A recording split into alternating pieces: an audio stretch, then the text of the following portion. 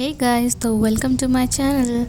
और आज मैं आपके लिए लेके आई हूँ एक ऐसी वीडियो जिसमें मैं आपको बताऊँगी कि पार्लर ओपन करने में आपको किन किन प्रॉब्लम्स का सामना करना पड़ सकता है और मुझे पार्लर ओपन करने के लिए किन किन प्रॉब्लम्स का सामना करना पड़ा, वो सभी मैं आपको बताऊँगी। तो चलो शुरू करते हैं। सबसे पहले मैं सामान ख़रीदने के लिए मार्केट गई। तो मार्केट में जाने के बाद मुझे डिसाइड करना पड़ा कि मैं कौन सी चेयर लूँ। तो बाद में मैंने फिर एक ही चेयर ली है। जहाँ से मैं पार्लर का सामान लेके आई थी तो उनकी सर्विस बहुत ही स्लो थी और जैसे तैसे फिर मैंने सामान गाड़ी में रखवाया। मेरे साथ मम्मी भी थी और फिर हम इसे घर लेके आए।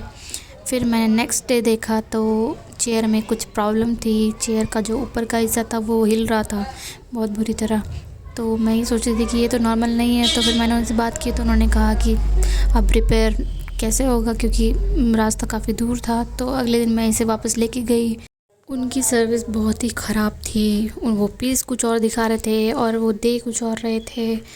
फिर इसके बाद मैं घर पर आई। घर पे आने के घर के सामने ही मैंने पार्लर ओपन किया तो उसकी तैयारी में लग गई मैं।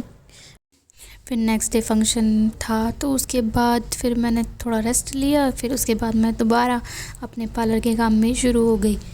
फिर ये सब मुझे अकेले करना था क्योंकि कोई था नहीं।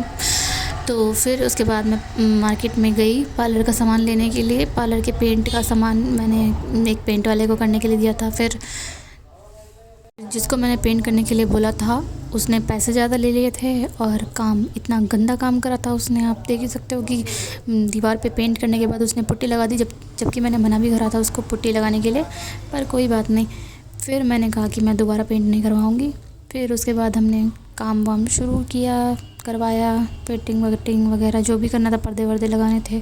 फिर नेक्स्ट डे क्योंकि मैं ओपन कर रही थी पार्लर अपना, इसलिए मुझे जल्दी से जल्दी सब काम समेटना था। फिर हालत बहुत ही ख़राब हो गई थी। फिर उसके बाद हमने सफाई वगैरह करी। दैन फाइनली मैंने अपना ओपन करने का शुरू करा। फिर मैंने अपनी डेकोरेशन वगैरह करी।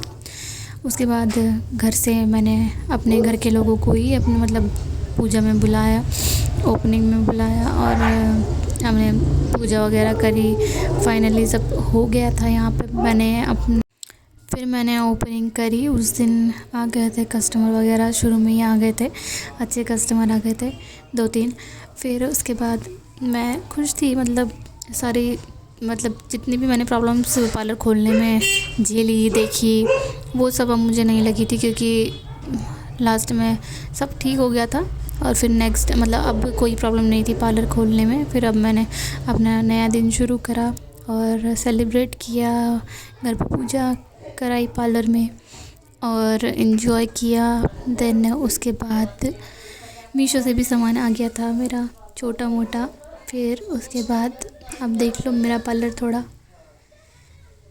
और कमेंट में मुझे बताना कि आपको अगर ये वीडियो अच्छी लगी होगी तो मैं आपको लॉन्ग वीडियो भी बना के भेजूँगी, बताऊँगी, दिखाऊँगी। अभी मैंने फ़िटिंग का सामान उस टाइम पे नहीं रखा था, पर मैंने सिंक वगैरह भी लगवा दिया है। तो आगे मैं आपको पार्लर से रिलेटेड ही वीडियोस बना के दिखाया करूँगी।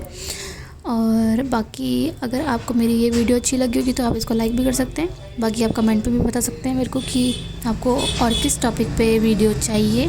तो बाय।